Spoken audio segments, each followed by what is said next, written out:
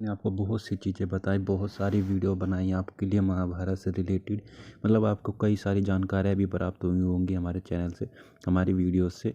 तो आज ऐसी एक वीडियो लेके आया हूँ मैं जो आपके लिए बहुत ही ज़्यादा इंटरेस्टिंग होने वाली है। वीडियो को आगे तक बने रहें और चलिए बताते हैं कि आज की वीडियो में हम क्या बताएंगे आपको। तो आज हम बताएंगे गांधारी के श्राप की वजह से क्या अफ़गानिस्तान का हुआ है ये हाल। अब आप सोचेंगे गांधारी के श्राप से अफ़गानिस्तान का क्या मतलब है, मेल है। तो गाइस, गांधारी के श्राप से अफ़गानिस्तान में क्या हुआ। जैसे कि आपने देखा होगा अफ़गानिस्तान में हरदम बीते दिन लड़ाई दंगे चलते रहते हैं, वहाँ पे शांति नहीं बनी रहती है, अशांति हरदम फैली रहती है। मतलब शांत माहौल कभी भी नहीं रहता। तो क्या ये सब गांधारी के श्राप की वजह से हुआ है? तो चलिए इसकी बात ये पुष्टि करते हैं कि गांधारी के श्राप की वजह से क्या ये हुआ है। तो महाभारत अफ़गानिस्तान का एक ऐसा देश है जिसे साम्राज्यों की कब्र कहा जाता है। यहाँ पर युद्ध और सिर्फ युद्ध ही होते रहे हैं। कहते हैं कि पहले यह क्षेत्र भारतवर्ष की आर्यावर्त के क्षेत्र में एक जनपद गांधार प्रदेश का एक हिस्सा हुआ करता था। महाभारत काल में यहाँ पर राजा शुभ का राज था और जो गांधारी के पिता थे।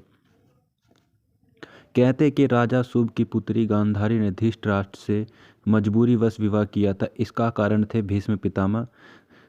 अंधे महाराज धृतराष्ट्र के लिए भीष्म ने गांधार नरेश की राजकुमारी का बाल पूर्वक विवाह धृतराष्ट्र से कराया था।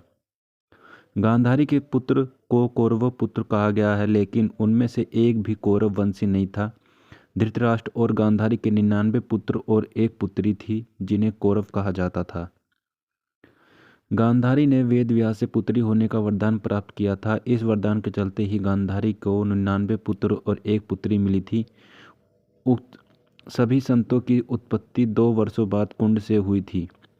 गांधारी की बेटी का नाम दुशाला था।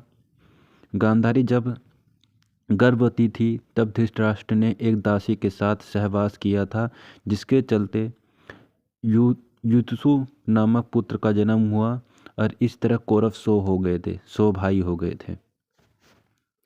गांधारी का शकुनी नामक एक भाई था। पिता की मृत्यु के बाद गांधार का सारा राजपाट शकुनी के हाथ में आ गया। ऐसा कहते हैं कि भीष्म राजा ने सुबल के पूरे परिवार को नष्ट कर दिया था, तो उसका बदला लेने के लिए शकुनी ने कौरव और पांडवों को आपस में लड़वाकर पूरे हस्तिनापुर को नाश कराने की साजिश रची थी।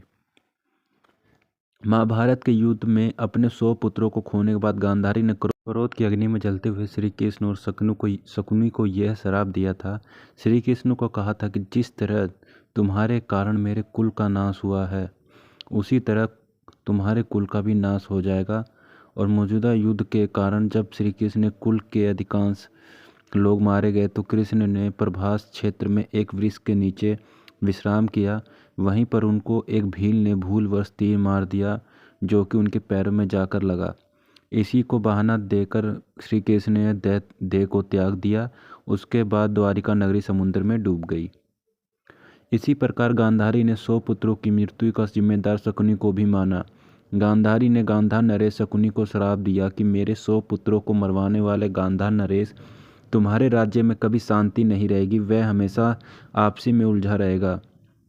लोगों का मानना है कि गांधारी के इस श्राप के चलते आज भी अफगानिस्तान में शांति नहीं रहती है।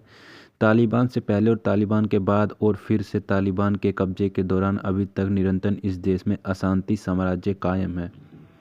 यह देश कभी भी किसी का भी काल में पूरी तरह शांत नहीं रह पाया।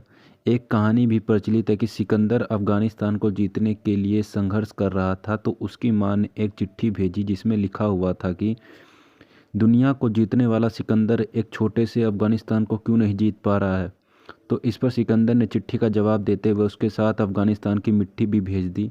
कहते हैं कि वो मिट्टी जब सिकंदर के गांव मकदूनिया में जा पहुंची तो वहां पर झगड़े शुरू हो गए। यानी अफगानिस्तान के लोग हमेशा लड़ते ही रहेंगे, पहले विदेशियों से और अब वो नहीं मिलेंगे तो आपस में ही लड़ते रहेंगे।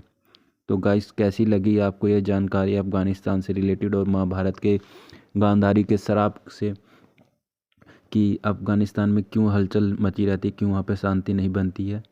उम्मीद करता हूँ गाइस आपको ये वीडियो अच्छी लगी होगी। वीडियो अच्छी लगे तो वीडियो को लाइक कर दें, चैनल पे नए हैं तो चैनल को सब्सक्राइब कर लें ताकि आने वाली वीडियो नोटिफिकेशन आपको मिलती रहे। मिलते हैं गाइस नेक्स्ट वीडियोज़ में।